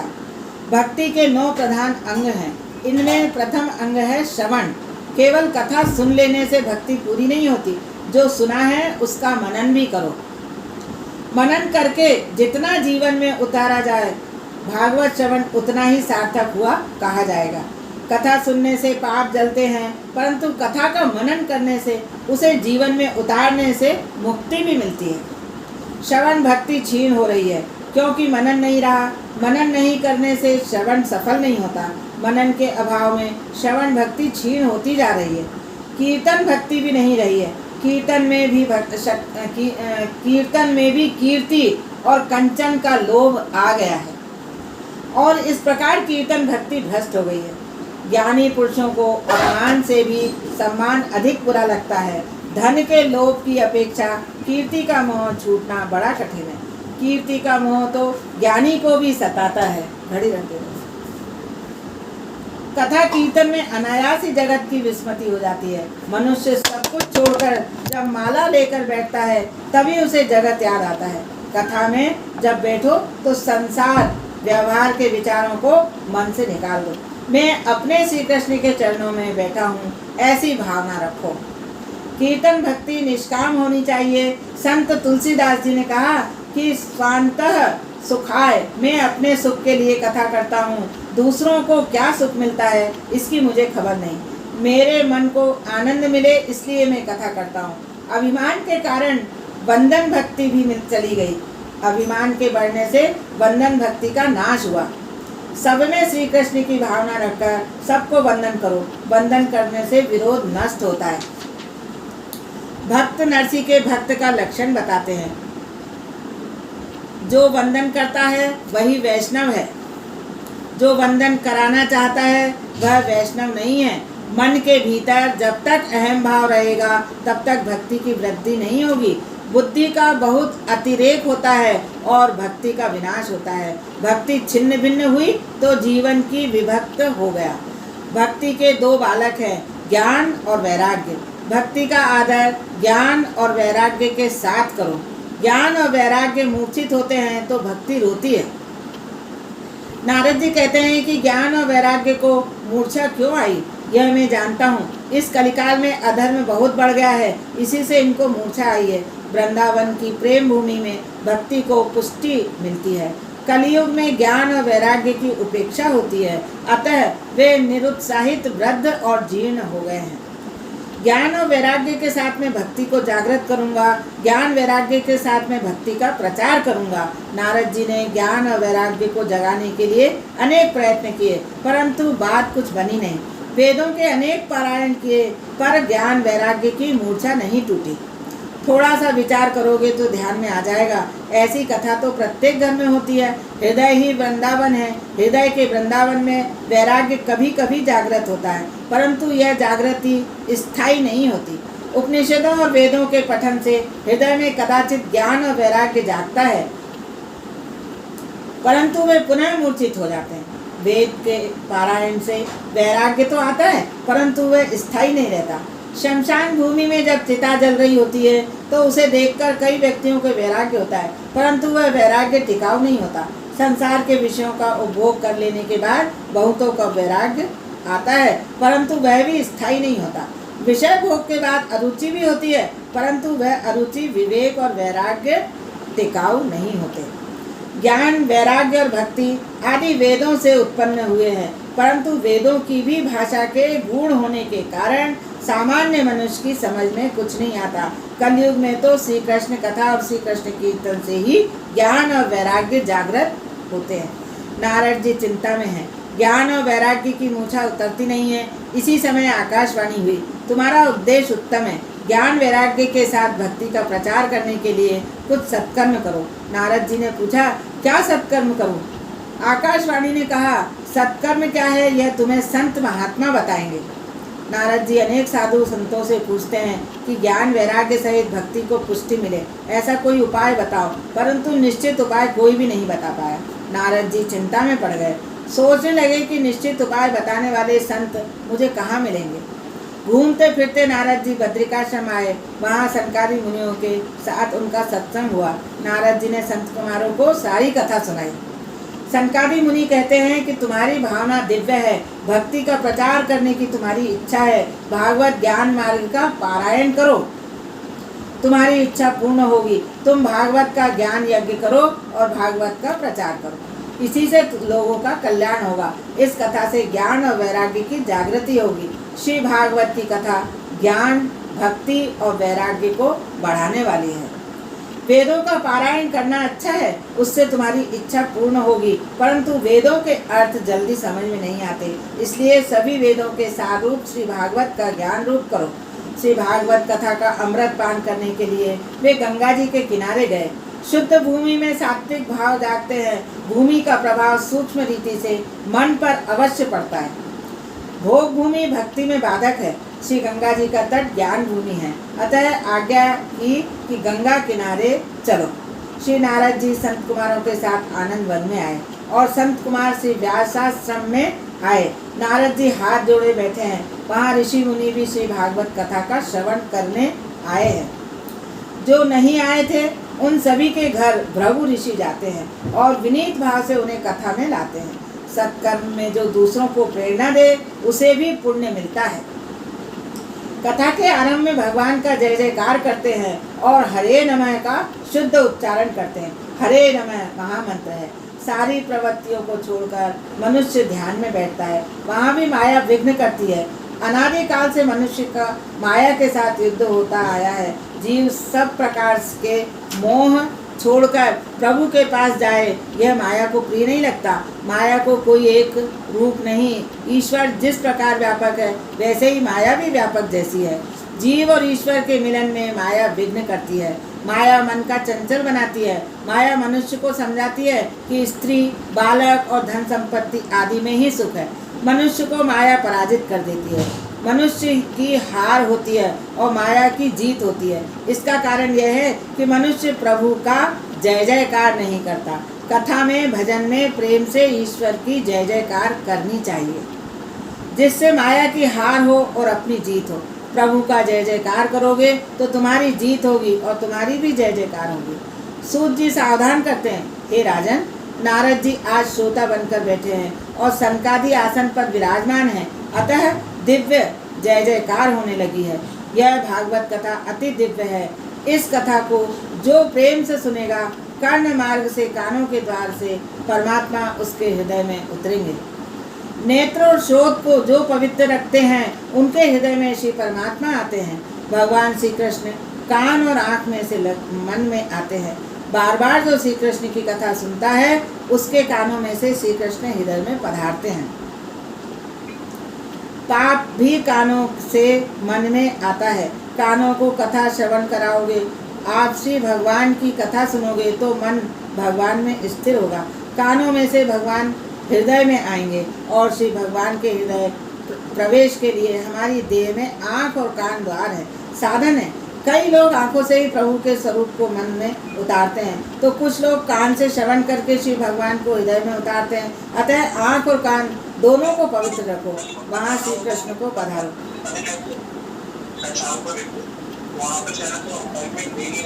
विशुद्ध इंद्रियों में ही परमात्मा का प्रकाश होता है, इसलिए इंद्रियों को शुद्ध करो और शुद्ध रखो। मन को भी शुद्ध करो और शुद्ध रखो। काल नहीं बिगड़ा, मन ही बिगड़ा है। और श्रोत्र को पवित्र करने के बाद कथा का आरंभ होता है। नेत्र और श्रोत को पवित्र करने के बाद कथा का आरंभ होता है। सनकादि मुनि कहते हैं, इस भागवत शास्त्र में 18,000 श्लोक हैं। 18 की संख्या परिपूर्ण है। श्री रामकृष्ण परिपूर्ण है। अतः स्वामी नवमी के दिन प्रकट हुए हैं। श्री कृष्ण नवमी के दिन ही गोकुल में आए हैं, तभी नंद महोत्सव करने में आया है। राम जी की 12 कला है, श्री कृष्ण जी की 16 कला। ऐसा भेद नहीं करना चाहिए। भगवान ने मुख्य तथा कथा में नंद महोत्सव की, इस कथा के भी 18 श्लोक हैं। श्री भागवत पर प्राचीन और उत्तम टीका श्री राधा स्वामी जी की है। उन्होंने किसी सांप्रदायिक सिद्धांत का सहारा न लेकर स्वतंत्र रीति से भागवत तत्व का विचार किया है। श्रीधरी टीका पर बंशीधर महाराज की टीका है। उन्होंने कहा कि हमारे ऋषि मुनियों ने निस्वार्थ भाव से ही इस ग्रंथ की रचना की है। श्री भागवत की महिमा का वर्णन कौन कर सकता है। भागवत श्री नारायण का ही स्वरूप है। श्री भगवान जब गोलोक पधारे तब उन्होंने अपने स्वरूप को इस ग्रंथ में रखा था, ऐसा वर्णन 11 स्कंद में है। अतः भागवत भगवान की साक्षात शब्दमयी मूर्ति है। उद्धव जी ने जब पूछा कि आपके स्वर्गधाम गमन के बाद इस पृथ्वी पर अधर्म बढ़ेगा तो धर्म किसकी शरण में जाएगा, तब श्री भगवान ने कहा था कि मेरी भागवत का जो आश्रय लेगा उसके घर में कली नहीं आ सकेगा। श्री भागवत जी भगवान का नाम स्वरूप है। नाम स्वरूप से ही अन्य रूप सिद्ध होते हैं। मन के मैल को दूर करने के लिए ही भागवत शास्त्र है। मन को शुद्ध करने का साधन भागवत कथा है। ईश्वर के साथ प्रेम करने का साधन भागवत शास्त्र है। पत्नी, धन संपत्ति, भोजन आदि के साथ तो मनुष्य प्रेम करता है, परंतु प्रभु के साथ प्रेम नहीं करता, इसलिए वह दुखी है।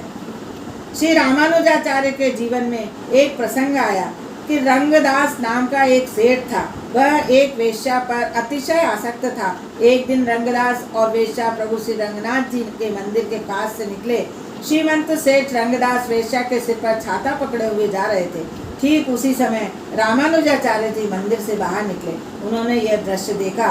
ये भी ईश्वर के ही जीव हैं और ईश्वर से मिल जाएं तो इनका भी उद्धार हो जाए, ऐसा सोचकर वे उनसे मिलने गए। रास्ते में वे रंगदास से मिले और बोले, आप जो प्रेम इस वेश्या से करते हैं उसे देखकर मुझे बहुत आनंद हुआ। अस्थि और विष्ठा से भरी इस स्त्री से जैसा प्रेम करते हो ऐसा प्रेम अपने प्रभु से करो। प्रेम करने योग्य तो एक परमात्मा ही है। ऐसा कहकर उन्होंने रंगदास को एक चांटा मारा। रंगदास को वहीं समाधि लग गई। उसे श्री रंगनाथ जी के दर्शन हो गए। मनुष्य अपना प्रेम पात्र हर क्षण बदलता है, परंतु कहीं भी उसे संतोष और शांति नहीं मिलती। बाल्यावस्था में माता से प्रेम करता है, कुछ बड़े होने पर मित्रों से प्रेम करता है, विवाह हुआ तो पत्नी से प्रेम करता है, वह धन से प्रेम करता है। अतः ईश्वर को ही प्रेम का पात्र बनाओ, जिससे प्रेम का पात्र बदलने की प्रसंग ही न आए। श्री भागवत शास्त्र बार बार सुनोगे तो परमात्मा से प्रेम बढ़ेगा। आजकल लोग भक्ति करते हैं, किंतु सांसारिक सुखों का साध्य तथा भगवान को साधन मानकर ही भक्ति करते हैं। अतः भक्ति सिद्ध नहीं होती और लोग दुखी रहते हैं। श्री भगवान को ही साध्य मानो, संसार के सुखों को नहीं। हास्य रस कथा में गौण है। कथा किसी को हंसाने के लिए नहीं है, कथा तो ईश्वर को प्रसन्न करने के लिए। श्रोताओं के हृदय को द्रवीभूत करे वह सुख है। कथा शुद्ध हृदय से रोने के लिए है। मेरा आज तक का जीवन निरर्थक ही गया, ऐसा भाव हृदय में जागे तो कथा का श्रवण सार्थक है। कथा सुनने के बाद पाप न छूटे और वैराग्य उत्पन्न न होवे तो कथा श्रवण किस काम का। श्री भागवत के दर्शन से, श्रवण से, पूजन से पापों का नाश होता है। श्रीमद् भागवत के श्रवण मात्र से ही सद्गति मिलती है। कथा श्रवण का लाभ आत्मदेह ब्राह्मण का चरित्र कहकर बताया गया है। बिना दृष्टांत का सिद्धांत मन को छूता नहीं, अतः आत्मदेव ब्राह्मण का चरित्र कहा गया है। कथा रूपक है, कथा की लीला सच्ची है और उसमें कहा गया है अध्यात्म सिद्धांत भी सत्य है। तुंगभद्रा नदी के किनारे एक ग्राम था। वहाँ आत्मदेव नाम का एक ब्राह्मण अपनी पत्नी धुंधली के साथ रहता था। आत्मदेव पवित्र था, परंतु धुंधली स्वभाव की क्रूर और झगड़ने वाली। आत्मदेव ने संतान थे। संतान के अभाव से आत्मदेव दुखी थे। संतान के लिए आत्मदेव ने बहुत प्रयत्न किए, परंतु कोई सफलता नहीं मिली। अतः उसने आत्महत्या करने का निश्चित किया। आत्मदेव ने वन की ओर प्रयाण किया। घूमते फिरते रास्ते में नदी का किनारा आया। वहाँ एक महात्मा मिले। आत्मदेव महात्मा के पास गया और रोने लगा। महात्मा ने उसके दुख का कारण पूछा। आत्मदेव ने कहा, मेरे पास खाने पीने के लिए बहुत है, परंतु मेरे बाद खाने वाला कोई नहीं है, अतः मैं दुखी हूँ, इसलिए मरने की इच्छा से यहाँ आत्महत्या करने आया हूँ। महात्मा ने कहा, तुम्हें कोई संतान नहीं है, यह तो परमात्मा की कृपा है। पुत्र परिवार न हो तो समझ लो किसी ठाकुर जी को सब कुछ तुम्हारे हाथों से ही कराना है, इसलिए तुम्हें कोई संतान नहीं दी है। पुत्र तो दुख रूप है। ईश्वर जैसी भी स्थिति में रखे, वैसी स्थिति में संतोष मानकर ईश्वर का स्मरण करना चाहिए। तुकाराम महाराज कहते हैं, ठेविले अंत ते तैसे ची रहावे, चिति असो धावे समाधान। अतः ईश्वर जिस स्थिति में रखे उसी में आनंद मानना चाहिए। एक बार एकनाथ महाराज विट्ठल नाथ जी के मंदिर में दर्शन करने गए। एकनाथ जी को सुयोग्य पत्नी मिली, इसलिए वे श्री भगवान का उपकार मानते थे। वे कहते थे कि मुझे स्त्री का संग नहीं, सत्संग दिया है। थोड़ी देर बाद मंदिर में भक्त तुकाराम जी दर्शन करने आए। तुकाराम की पत्नी कर्कशा थी। कर्कशा पत्नी के लिए भी तुकाराम जी भगवान का उपकार मानते थे। वह कहते थे कि भगवान, यदि तुमने अच्छी और सुंदर पत्नी दी होती तो मैं सारे दिन उसी के पीछे लगा रहता और तुमको भी भूल जाता। अतः कर्कशा पत्नी मिलने पर ही मेरा भला हुआ। एकनाथ जी को अनुकूल पत्नी मिली तो भी उन्हें आनंद हुआ, और तुकाराम जी को प्रतिकूल पत्नी मिली तो भी उन्हें आनंद है। अपनी अपनी परिस्थिति में दोनों को संतोष है, इसे वे भगवान का उपकार मानते हैं। पत्नी की मृत्यु हुई तो नरसिंह मेहता ने भी आनंद ही माना और कहा, अर्थात अच्छा हुआ कि कुटुंब का झंझट छूट गया। अब तो बड़े सुख से निश्चिंत मन से ही मैं श्री गोपाल का भजन कर सकूंगा। एक संत की पत्नी अनुकूल थी, दूसरे की प्रतिकूल थी और तीसरे की संसार को छोड़कर चली गई। अपनी अपनी स्थिति में तीनों महात्मा संतुष्ट थे। सच्चा वैराग्य वही है जो किसी भी परिस्थिति में परमात्मा की कृपा का ही अनुभव करता है और मन को शांत और संतुष्ट रखता है। मन को शांत रखना भी बड़ा पुण्य है। माता पिता को पुत्र के लिए बहुत चिंता रहती है, परंतु पुत्रेष्णा के साथ साथ अनेक वासनाएं भी आती है।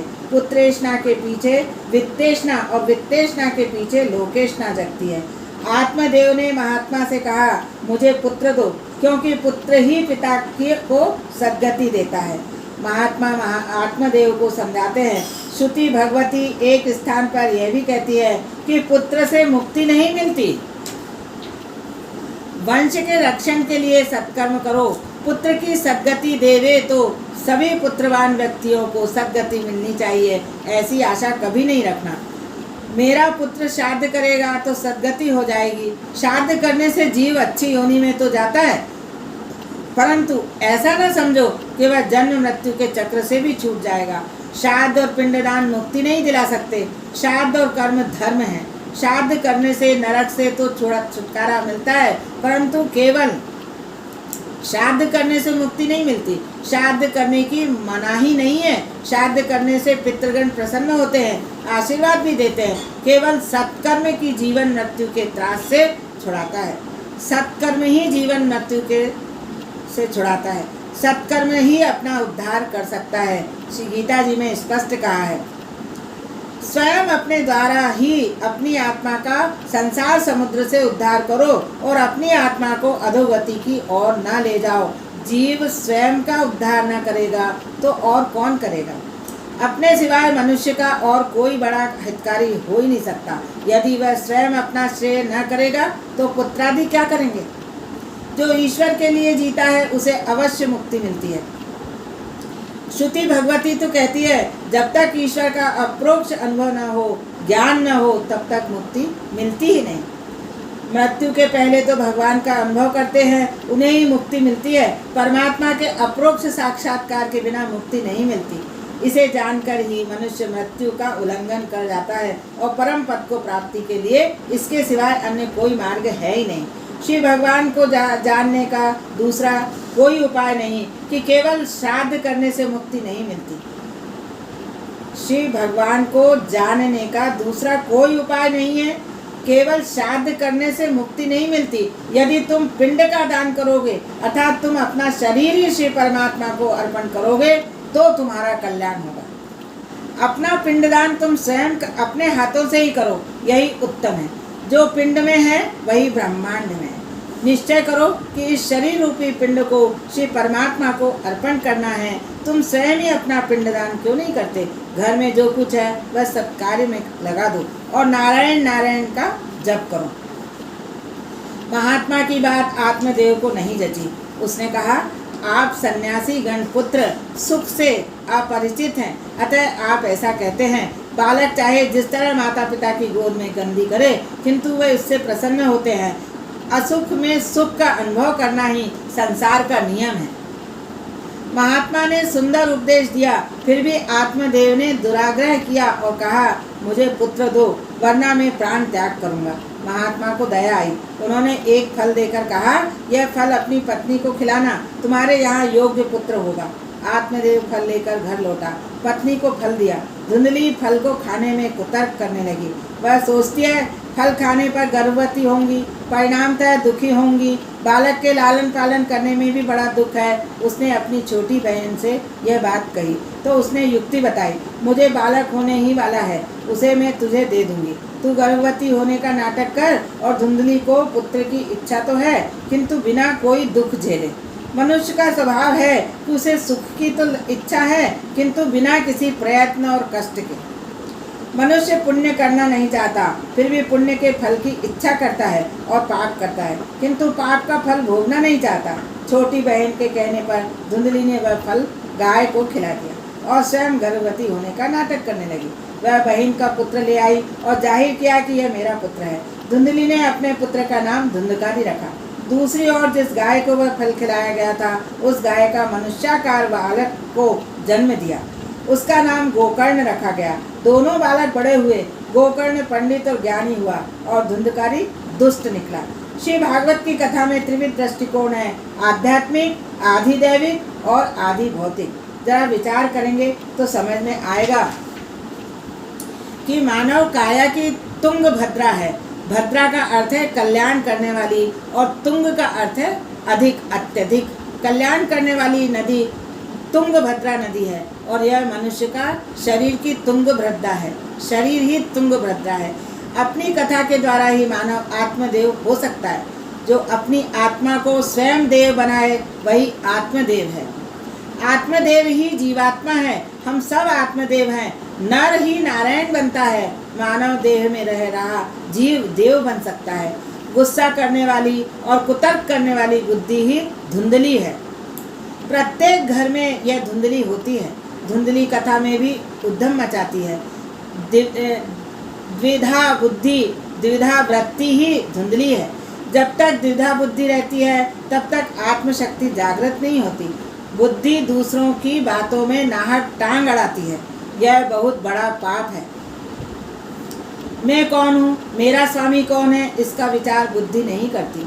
बुद्धि के साथ आत्मा का विवाह संबंध तो हुआ, किंतु जब तक उसे कोई महात्मा न मिले, सत्संग न हो, तब तक विवेक नहीं आता।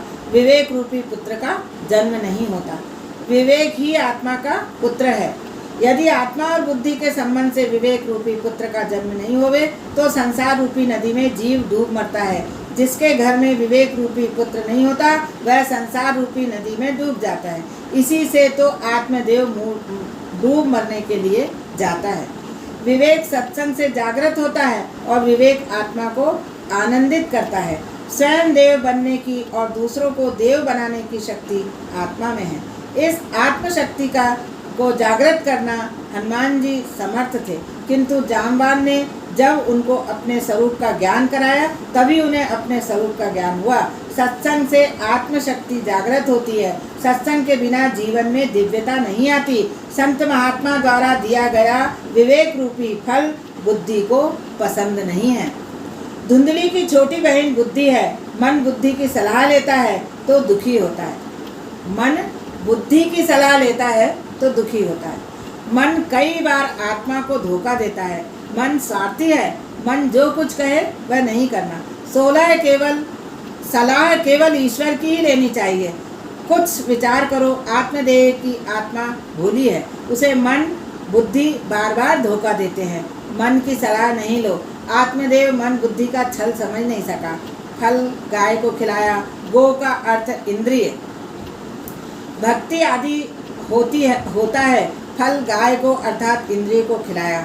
सूत जी समझाते हैं सत्संग से तुरंत ही इंद्रियों की शुद्धि नहीं होती। मन और बुद्धि जब भागवत और भगवान का आसरा लेंगे तभी शुद्ध होंगे। धुंधकारी कौन है? जो सारा समय द्रव्य सुख और काम सुख का चिंतन करे वही धुंधकारी है। जिसके जीवन में धर्म नहीं किंतु काम सुख और द्रव्य सुख प्रधान है वही धुंधकारी है। सूत जी सावधान करते हैं और कहते हैं बड़ा होने पर धुंधकारी 5 वेश्याओं में फंस जाता है। शब्द वेश्याएं कौन कौन सी? शब्द, स्पर्श, रूप, रस और गंध, ये 5 विषय वेश्याएं हैं। ये 5 विषय ही धुंधकारी अर्थात जीव को बांधते हैं। धुंधकारी शव के हाथ से खाता था। साफ लिखा है कौन से हाथ शव के हैं? वो जो परोपकार नहीं करते वे शव के हाथ हैं। जिन हाथों से कृष्ण की सेवन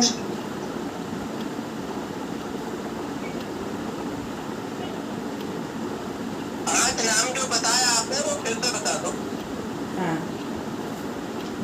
शब्द, स्पर्श, रूप, रस और गंध, ये 5 वेश्याएं हैं। ये 5 विषय ही धुंधकारी अर्थात जीव को बांधते हैं। धुंधकारी शव के हाथ से खाता था। साफ लिखा है कि कौन से हाथ शव के हैं? जो परोपकार नहीं करते वो शव के हाथ हैं। जिन हाथों से श्री कृष्ण की सेवा न हो, जो हाथ परोपकार न करे, वे हाथ शव के हाथ हैं। धुंधकारी स्नान और शौच क्रिया से हीन था, कामी था, अतः स्नान तो करता ही होगा, परंतु स्नान के बाद संध्या सेवा न करे तो वह स्नान व्यर्थ है। अतः कहा गया है कि वह स्नान नहीं करता था। स्नान करने के पश्चात सत्कर्म न हो तो स्नान पशु स्नान है।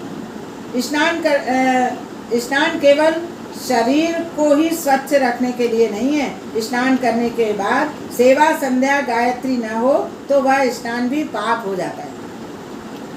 शास्त्रों में 3 प्रकार के स्नान बताए गए हैं। उनमें ऋषि स्नान श्रेष्ठ है। उषा काल में 4 से 5 बजे के समय में जो स्नान किया जाए वह ऋषि स्नान है।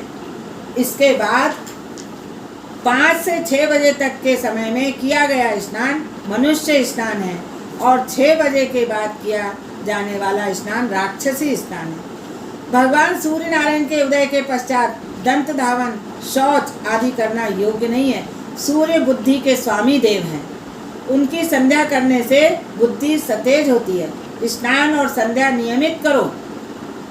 नित्य सत्कर्म किए बिना किया जाने वाला भोजन नहीं है। ऐसा मनुष्य भोजन नहीं करता किंतु पाप का प्राशन करता है। जो केवल अपने शरीर के पोषण के लिए भोजन करते हैं वे पाप का भोजन कर रहे हैं। अतः हमेशा सत्कर्म करो, आयुष्य और सदुपयोग करो। तन और मन को दंड दोगे तो पाप का क्षय होगा और पुण्य की वृद्धि होगी। अपने मन को आप स्वयं दंड नहीं दोगे तो और कौन देगा? पुत्र के दुराचरण को देखकर आत्मदेव को ग्लानि हुई। उसने सोचा वह पुत्रहीन ही रहता तो अच्छा होता। धुंधकारी ने सारी संपत्ति का नाश कर दिया। अब तो वह माता पिता को भी पीटने लगा। पिता के दुख को देखकर गोकर्ण पिता के पास आया और गोकर्ण पिता को वैराग्य का उपदेश देने लगा। यह संसार असार तथा मोह से बांधने वाला है। किसका पुत्र और किसका धन? संसार को बंध्यासुर की उपमा दी गई है। संसार माया का पुत्र है और जब माया मिथ्या है तो संसार वास्तविक कैसे हो सकता है? गोकर्ण आत्मदेव से कहता है तुम अब घर बार छोड़कर वन गमन करो। घर के मोह का त्याग करो। सब कुछ समझ बूझकर स्वयं छोड़ दो, नहीं तो काल बलात् छुड़ाएगा। सबसे बड़ी बात है सब कुछ सोच समझ के छोड़ो, है ना, नहीं तो काल अपने आप ही छुड़ा देगा। अर्थात हाड़ मांस खून से भरे शरीर में मैं होने का अभिमान छोड़ो। पत्नी और पुत्र आदि में ये मेरे हैं, यह भाव छोड़ो। इस जगत को सदा विनाशशील समझो। वैराग्य भाव में रस लेकर भक्ति भाव में स्थित हो। यह देह हाड़ मांस और रुधिर का पिंड है, इसे अपना मानना छोड़ दो। स्त्री पुत्रादि की ममता छोड़ो। यह संसार क्षणभंगुर है, इसमें किसी भी वस्तु को स्थायी समझकर उससे राग मोह न करो। केवल वैराग्य के रसिक बनो और भगवान की भक्ति में डूब जाओ। संसार मोह को त्यागे बिना भक्ति नहीं होती। किसी भी प्रकार से मन को सांसारिक विषयों में से वीतरागी करके प्रभु प्रेम में लगाओ। जब तक संसारासक्ति नष्ट नहीं होगी तब तक भगवदासक्ति सिद्ध नहीं होगी। संसार के विषयों में मत फंसे रहो, ठाकुर जी के चरणों में रहो। यह देह अपना नहीं है, कारण इसे हमेशा नहीं रख सकेंगे, और तो अपना कौन होगा ही कौन। पिताजी अब बहुत गुजर गई और थोड़ी रही, ये गोकर्ण बोल रहा है। गंगा किनारे जाकर ठाकुर जी की सेवा करो। मन में विक्षेप के होने पर उसे कृष्ण लीला की कथा में लगा दो। भावना रखोगे तो हृदय का परिवर्तन होगा। सेवा और सत्कर्म में परदोष दर्शन विघ्न करता है। दूसरे लोगों का दोष देखना ये विघ्न करता है सत्कर्म करने में। अतः परदोष दर्शन का त्याग करो। पिताजी अब तुम श्री भगवान का आश्रय लेके भगवानमय जीवन बिताओ। भगवानमय जीवन जीने के लिए ध्यान, जप और पाठ अति आवश्यक है। उत्तम पाठ के 6 अंग हैं: स्पष्ट अक्षरोच्चारण, पदच्छेद का ज्ञान, धैर्य, लय, सामर्थ्य और मधुर कंठ। पाठ शांत चित्त से करो, समझे बिना और अतिशय शीघ्रता से पाठ नहीं करो। आत्मदेह गंगा किनारे आया और मानसी सेवा करने लगा। एकांत में बैठकर मन को एकाग्र करने लगा। चंचल मन को विवेक रूपी बोध से संभालो और ध्यान मग्न रखो। संकल्प विकल्प मन से मन को दूर रखो। मानसिक सेवा में मन की धारा अटूट रहनी चाहिए। ऐसी सेवा दिव्य होती है। उच्च स्वर से जप पाठ करने से मन एकाग्र होता है, उसका निरोध होता है। आत्मदेव सतत भगवत ध्यान में तन्मय बने हैं। निवृत्ति में सतत सत्कर्म होना चाहिए, अन्यथा निवृत्ति में भी पाप प्रकट होगा। आत्मदेव दशम स्कंद का पाठ करता था। इसका नित्य पाठ करने से वह सचमुच देव बना। आत्मा परमात्मा से मिलता है तो वह देव बनता है। आज जीव और शिव एक हुए, जीव और शिव का मिलन हुआ। भागवत का जो आश्रय ले वह भगवान बनता है। जो ईश्वर होता है उसे परमात्मा अनेक बार अपने से भी बड़ा बनाता है। शिव परमात्मा के 2 स्वरूप हैं, एक अर्चना स्वरूप और दूसरा नाम स्वरूप। श्रीमद् भागवत भगवान का नाम स्वरूप है। सामग्री से जिसकी अर्चना हो वह अर्चना स्वरूप है, और नाम स्वरूप के बिना स्वरूप सेवा फलवती नहीं होती। स्वरूप सेवा ठीक तरह सदती भी नहीं। साधक जब तक संसार के साथ संबंध रखता है, माया को साथ रखता है, तब तक उसे स्वरूप सेवा का आनंद नहीं मिलता। यदि सेवा करनी है तो संसार का स्नेह मोह छोड़ना होगा। संसार के विषयों से संबंध विवेक पूर्वक करो। वैसे तो अग्नि सब कुछ भस्मीभूत करती है, किंतु विवेक पूर्वक उपयोग करने पर अग्नि उपयोगी है। अग्नि न हो तो मनुष्य का पोषण नहीं हो सकता। मनुष्य जब तक शरीर के प्रति सभान न है तब तक वह इस संसार को नहीं छोड़ सकता। जो मन माया का स्पर्श करता है वह मनमोहन की सेवा में जा नहीं सकता। जो माया को छोड़ नहीं सकता, माया का स्पर्श करता है, वो भगवान में मन नहीं लगा सकता।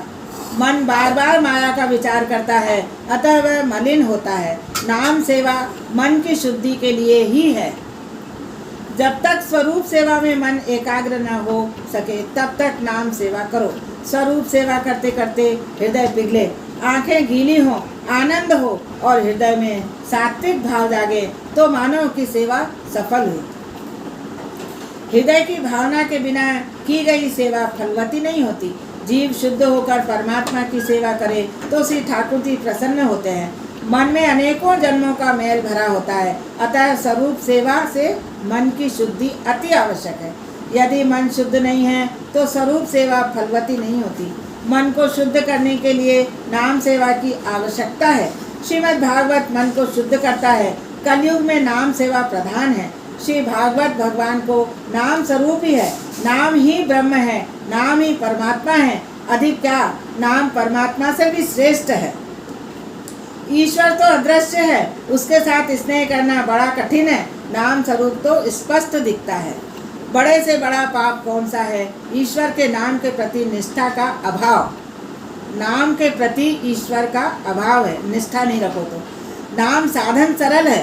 श्री भागवत भगवान का नाम स्वरूप है। श्रीमद् भागवत का आश्रय ही नाम का आश्रय है। जो भागवत का आश्रय करता है वह भगवान बनता है। आत्मदेव श्री भागवत का आश्रय लेकर दशम स्कंद का पाठ करता था। दशम स्कंद के पाठ मात्र से ही उसे मुक्ति मिली थी। यदि संस्कृत का ज्ञान हो तो प्रतिदिन दशम स्कंद, विष्णु सहस्त्र नाम और शिव महिम स्तोत्र का पाठ करो। पाठ अर्थ ज्ञान के साथ करो। अर्थ ज्ञान के बिना किया गया पाठ अधम पाठ है। भगवान जल्दी प्राप्त नहीं होते, वे जल्दी कृपा नहीं करते, क्योंकि तुम इसके लिए कष्ट सहन नहीं करते हो। जब जीव कष्ट सहन करने से कतराता है, भगवान की कृपा के लिए दुख को सहन करो। जो स्वेच्छा से कष्ट सहन करता है उसे यम दुखी नहीं कर सके। आत्मदेव आसन लगाकर 10-12 घंटे बैठता था। आसन पर शांत चित्त से बैठो। ज्ञानियों को जो आनंद समाधि में मिलता है वह आनंद तुम्हें कथा में भी मिलेगा। जिस लीला की कथा है वह लीला प्रत्यक्ष ही हो रही है, ऐसा सोचोगे तो आनंद मिलेगा। सोचो कि मेरा मन ईश्वर से तदाकार हो गया है। दृश्य में से दृष्टि हट जाए और दृष्टा में स्थिर हो तो मन का निरोध होगा और आनंद प्रगटेगा। गोकर्ण को लगा कि धुंधकारी का व्यवहार उसके लिए भी विक्षेप रूप होगा। वह वन में जा बसा। इधर धुंधकारी वेश्याओं को प्रसन्न रखने में के लिए चोरी करने लगा। सूत जी सावधान करते हैं। जीव प्रत्येक इंद्रिय का स्वामी है, परंतु इंद्रियां जीव पर प्रभुत्व जमा लें और मनुष्य इंद्रियों के अधीन हो जाए तो जीवन कलुषित हो जाता है। मन ईश्वर के साथ मैत्री करे तभी सुखी होता है। ईश्वर से अलग होने पर दुखी होता है। जीव मात्र मन सुख है। धुंधकारी अनिष्ट मार्गों से अर्थोपार्जन कर रहा है। वह राजा के महल में चोरी करने गया, अलंकार आदि चुरा लाया और वेश्याओं को दिया। वेश्याएं सोचती हैं कि यदि यह जीवित रहेगा तो वे किसी भी दिन पकड़ी जाएंगी। ऐसा होने पर राजा हमारा सारा धन छीन लेगा और दंड भी भुगतना पड़ेगा। इसे हम मार ही डालें। ऐसा सोच के उन्होंने धुंधकारी को रस्सी से बांधा और उसके गले में फांसी का फंदा डाल। फिर धुंधकारी मरता नहीं। फिर भी धुंधकारी मरता नहीं। अति पापी की मृत्यु जल्दी नहीं होती। वेश्याओं ने जलते हुए अंगारे धुंधकारी के मुख में भर दिए और मार डाला। 5 इंद्रियां ही अंतकाल में जीव को कष्ट देती हैं और उस समय जीव तड़पता है, छटपटाता है। वेश्याओं ने धुंधकारी के शरीर को भूमि में गाड़ दिया। उसके शरीर का अग्नि संस्कार भी नहीं किया। जिसके चरित्र को देखने मात्र से ही घृणा हो वह धुंधकारी है। धुंधकारी अपने कुकर्मों के कारण भयंकर प्रेत बनता है। पापी तो यमपुरी में भी नहीं जा सकता, वह तो प्रेत होता है। गोकर्ण ने धुंधकारी की मृत्यु का समाचार सुना। यह गया जी गया और उसने वहाँ धुंधकारी की श्राद्ध क्रिया की। गया श्राद्ध श्रेष्ठ है, वहाँ श्री विष्णु पद है। यह कथा इस प्रकार है। गयासुर नाम का एक राक्षस था। उसने तप करके ब्रह्मा जी को प्रसन्न किया। ब्रह्मा जी ने जब वर मांगने को कहा तो उसने ब्रह्मा जी से कहा कि आप मुझे क्या वरदान देंगे? आपको कुछ मांगना हो तो मुझसे मांगिए। उसकी तपस्या से देवता भी भयभीत हो गए। ब्रह्मा जी ने यज्ञ के लिए उसका शरीर मांगा। गयासुर की छाती पर यज्ञ कुंड बनाया गया। यज्ञ 100 वर्ष तक चलता रहा, फिर भी गयासुर नहीं मरा। यज्ञ की पूर्णाहुति होने पर वह उठने लगा। ब्रह्मा जी चिंतातुर हुए। ब्रह्मा जी भी भयभीत हुए। उन्होंने भगवान का स्मरण किया। उन्होंने श्री नारायण का ध्यान किया और नारायण भगवान प्रकट हुए। गयासुर की छाती पर दोनों चरण रखे। गयासुर ने मरते समय भगवान से वर मांगा कि इस गया तीर्थ में जो कोई श्राद्ध करे उसके पितृगण सद्गति प्राप्त करें। भगवान ने उसे वर दिया, जो तेरे शरीर पर पिंडदान करेगा उसके पितरों की मुक्ति होगी। भगवान के वरदान के कारण गया जी में पितृ श्राद्ध करने वालों के पितरों की सद्गति होती है। गोकर्ण वापस अपने घर लौट आया और रात में उसने रोने की आवाज़ सुनी। मनुष्य पाप करते हुए हंसता है, पर जब पाप का दंड भुगतना पड़ता है तब रोता है। एक ही माता पिता की संतान होने पर भी गोकर्ण देव धुंधकारी प्रेत बना। गोकर्ण ने पूछा, तू कौन है? तेरी ऐसी दशा क्यों हुई? तू भूत है, पिशाच है या राक्षस है? प्रेत ने कहा, मैं तुम्हारा भाई धुंधकारी हूँ। घोर पाप करने के कारण मेरी यह दशा हुई है। मुझे प्रेत योनि मिली है। गोकर्ण ने पूछा, तेरे लिए मैंने गया में पिंडदान किया था, फिर भी प्रेत योनि से मुक्त क्यों नहीं हुआ? प्रेत ने कहा, चाहे कितने भी गया श्राद्ध करो, किंतु मुझे मुक्ति नहीं मिलेगी। श्राद्ध मेरा उद्धार नहीं कर सकता। गोकर्ण ने पूछा, तुझे सद्गति कैसे मिले? क्या करूं? फिर सोचकर कहता है, मैं कल सूर्य नारायण से पूछूंगा। दूसरे दिन गोकर्ण ने सूर्य नारायण को अर्घ दिया और उनसे कहा, महाराज जरा रुकिए। सूर्य नारायण रुक गए। यह त्रिकाल संध्या का प्रभाव है। ब्राह्मण को चाहिए कि वह त्रिकाल संध्या से कभी न चूके। त्रिकाल संध्या करने वाला न तो मूर्ख रहता है और न कभी दरिद्र। सूर्य नारायण ने पूछा, क्या काम है? गोकर्ण ने कहा, मेरे भाई का उद्धार का कोई उपाय बताइए। सूर्य नारायण ने कहा, तेरे भाई को सद्गति दिलाने की इच्छा हो तो विधि पूर्वक भागवत की कथा कर। श्राद्ध से जिस आत्मा की मुक्ति नहीं होती उसे भागवत मुक्त कराता है। भागवत से मुक्ति मिलती है। धुंधकारी को पाप से मुक्त कराने के लिए गोकर्ण ने भागवत सप्ताह प्रवचन का आयोजन किया। धुंधकारी वहां आया। उसे बैठने के लिए जगह नहीं मिली तो वह 7 गांठ वाले बांस में प्रविष्ट हुआ। रोज एक के बाद एक गांठ टूटती हुई। 7वें दिन परीक्षित मोक्ष की कथा हुई। बांस में से दिव्य पुरुष बाहर निकला और गोकर्ण को प्रणाम करके उसने कहा, भाई प्रेत योनि से तूने मुझे मुक्त किया। धन्य है भागवत कथा। जड़ बांस की गांठ टूटती है तो फिर चेतन को क्यों न टूटे। विवाह में 2 व्यक्तियों के दामन बांधे जाते हैं और पति पत्नी का स्नेह ही ग्रंथि है।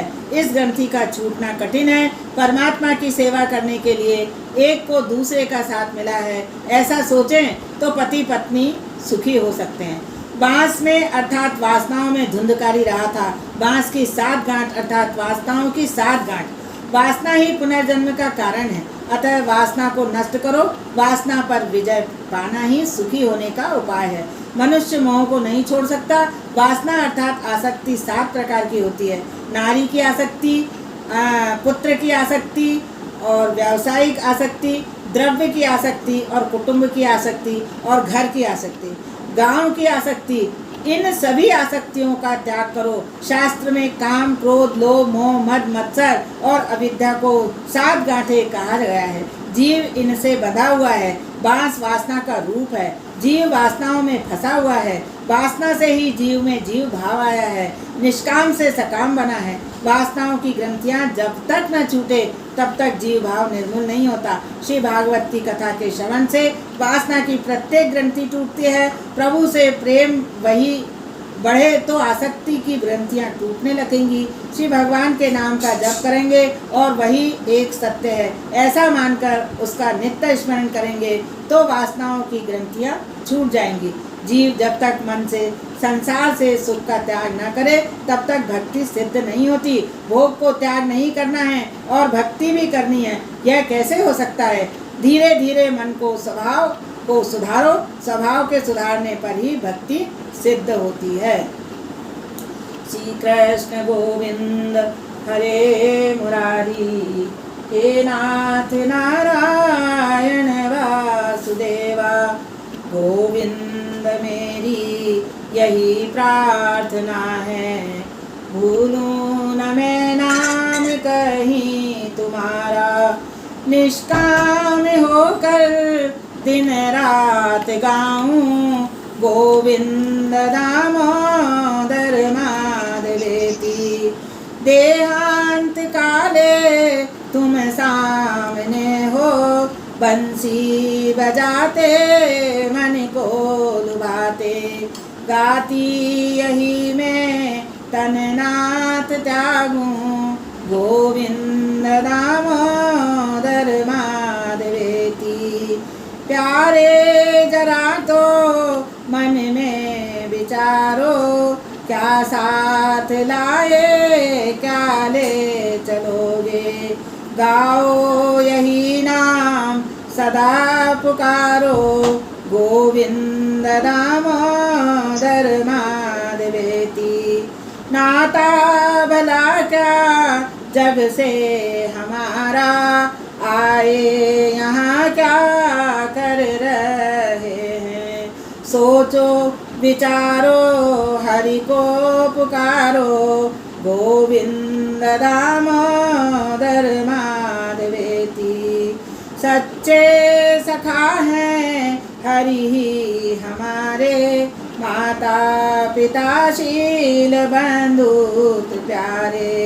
भला इसी में दिन रात गाओ गोविंद दामोदर माधवेति।